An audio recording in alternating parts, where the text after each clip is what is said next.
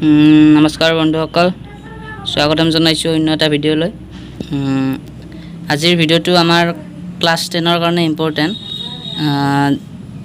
যদি HSLCত এছে আহে আমাৰ, আৰু সেই এছেৰ এখন ইম্পৰ্টেণ্ট এছে আজি আমি আলোচনা কৰিম। এনচাৰ লিখাই আছে ইয়াত।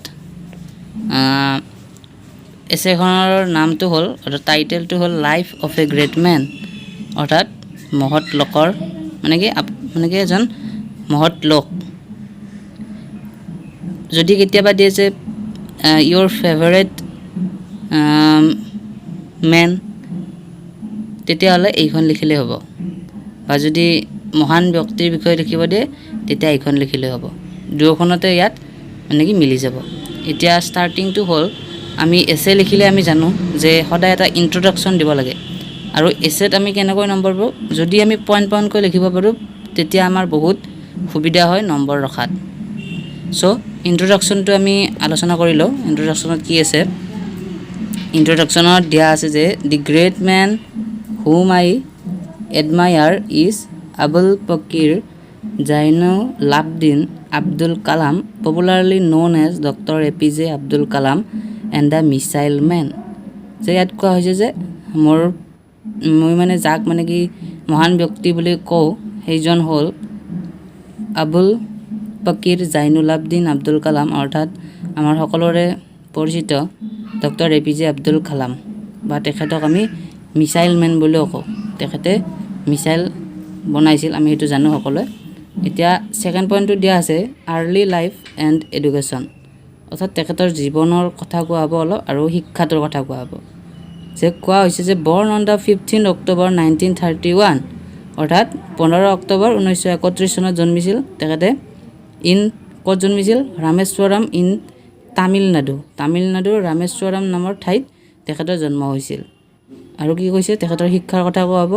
Abdul Kalam did his schooling in Schwartz HS school in ৰামানাথপুৰম।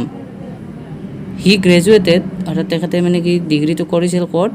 In physics from Saint Joseph's College and also' earned a degree in aeronautical engineering from Madras Institute of Technology. আপোনালোকে লিখি ল'ব পাৰে, এখন ভাল আছে। তাৰপিছত আছে আমাৰ, এতিয়া তেখেতক কি ক'ব? এজ এ চাইণ্টিষ্ট হিচাপে তেখেতক তাৰমানে যোনে লিখি আছে, অৰ্থাৎ আমি হ'ম, যে শিক্ষাৰ্থীগৰাকীয়ে কি ভাবে। As a scientist in 1958 Abdul Kalam join Defence Research and Development Organisation, অৰ্থাৎ DRDO। তেখেতে জইন হৈছিল ক'ত? এই DRDOত as a senior scientific assistant. Then he moved to Indian Space Research Organization, where he designed and developed satellite launch vehicle. He rejoined DRDO and produced a number of successful missiles. আৰু তাত বিজ্ঞানী হিচাপে তেওঁ কাম কৰি কি কৰিছিল? যে বহুতো মিছাইল তেওঁ বনাবলৈ সক্ষম হৈছিল। এতিয়া আছে এজ এ টিচাৰ, শিক্ষক হিচাপে, মেণ্টৰ এণ্ড ৰাইটাৰ। অৰ্থাৎ শিক্ষক হিচাপে, মেণ্টৰ মানে কি? যে যোনে মানে কি যেতিয়া মানে কি আমাৰ জীৱনটোৰ মানে এটা অভ্যাস, মানে কি অভিজ্ঞতা আমি বহুত লাভ হয়, তেতিয়া সৰু সৰু ব্যক্তিক বা ল'ৰা ছোৱালীক যি আমি এডভাইচ দিওঁ, উপদেশ দিওঁ, সেইটোক মেণ্টৰ বুলি কোৱা হয়। তেখেতে মেণ্টৰ হিচাপেও কাম কৰিছিল, এণ্ড ৰাইটাৰ, আৰু লেখক হিচাপেও কাম কৰিছিল। যে তেখেতে কি কৰিছিল? After retiring as a scientist, তেখেতে যেতিয়া বিজ্ঞানী পদৰ পৰা মানে কি ৰিটায়াৰ হ'ল, তেতিয়া কি হ'ল? He joined as a professor at Anna University, অৰ্থাৎ তেখেতে আন্না ইউনিভাৰ্চিটিত তেওঁ প্ৰফেচৰ হিচাপে কাম কৰিছিল। He started meeting the school students to ignite their minds, আৰু তেখেত কি কৰে? যে বহুতো মানে কি স্কুলত যায়, তাত যিবিলাক ছাত্ৰ ছাত্ৰী থাকে তেওঁলোকৰ লগত মানে কি কথা পাতে, তেওঁলোকৰ যি প্ৰব্লেম থাকে সেই সকলোবিলাক তেওঁ চলিউশ্যন দিয়ে।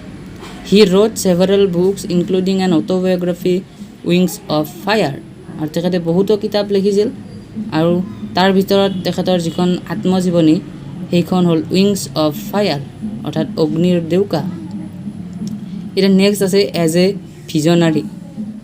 তেখেতে এতিয়া এজ এ ভিজনাৰী তেখেতে কি কৰে? যে আব্দুল কালাম এতিয়া ভিজনাৰী মানে কি আপোনালোকে ভাবিব পাৰে যে ভিজনাৰী মানে কি যে ভৱিষ্যতৰ কথা যিবিলাক যিটো মানে কি বহুতো ভৱিষ্যতৰ কথা ভাবে সেইটো কি বুলি কয় ভিজনাৰী আৰু আমি ছাত্ৰ ছাত্ৰীসকলে যেনেকৈ ভৱিষ্যতৰ কথা ভাবি আমি এটা শিক্ষা লৈ আছোঁ ঠিক তেনেদৰে আব্দুল কালামেনো কি ভাবিছিল ভৱিষ্যতৰ কথা যে Abdul Kalam advocated an action plan to turn India from a developing to a developed nation by 2020 তেখেতে কি ভাবিছিল যে আমাৰ ইণ্ডিয়াখনক কি কৰিব বিচাৰিছিল যে ডেভেলপিং কাউণ্ট্ৰিৰ পৰা তেওঁ কি কৰিব আছিল উন্নত দেশ হিচাপে তেওঁ ভাবিছিল যে বনাব চেষ্টা কৰিছিল কিমান চনলৈকে যে বাই 2020 তেওঁ যে ইণ্ডিয়াক এখন ডেভেলপ কাউণ্ট্ৰি হিচাপে দেখিবলৈ তেওঁ ভৱিষ্যতৰ কথাটো ভাবিছিল কিন্তু তেখেত বৰ্তমান আমাৰ নাই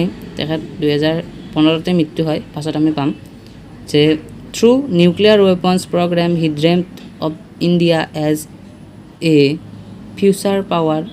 ফিউচাৰ ছুপাৰ পাৱাৰ আৰু তেখেতে কৈছে যে নিউক্লিয়াৰ মানে কি যিটো ৱেপন থাকে সেইটোত মানে কি প্ৰগ্ৰামটোৰ যেতিয়া আমাৰ হ'ল ইণ্ডিয়াত তেতিয়া তেওঁ কি ভাবিছিল যে ইণ্ডিয়াখনো এখন ছুপাৰ পাৱাৰ মানে কি কাউণ্ট্ৰি হিচাপে পৰিগণিত হ'ব এতিয়া আমাৰ শেষ এইটো কনক্লুজনখিনি আমি পঢ়িম এতিয়া conclusion Abdul Kalam served India as the president from 2002 to 2007 তেখেতে কি কৰিছিল যে ৰাষ্ট্ৰপতি আছিল 2002 পৰা 2007 he was the recipient of the Padma Bhushan Padma Vibhushan and also the Bharat Ratna award তেখেতক কি দিয়া হৈছিল সন্মান যে পদ্ম ভূষণ দিয়া হৈছিল পদ্ম বিভূষণ দিয়া হৈছিল লগতে ভাৰত ৰত্ন সন্মানিত মানে কি পুৰস্কাৰ দিয়া হৈছিল he died of a sudden cardiac arrest while delivering a lecture at Indian Institute of Management Shillong on the 27th July 2015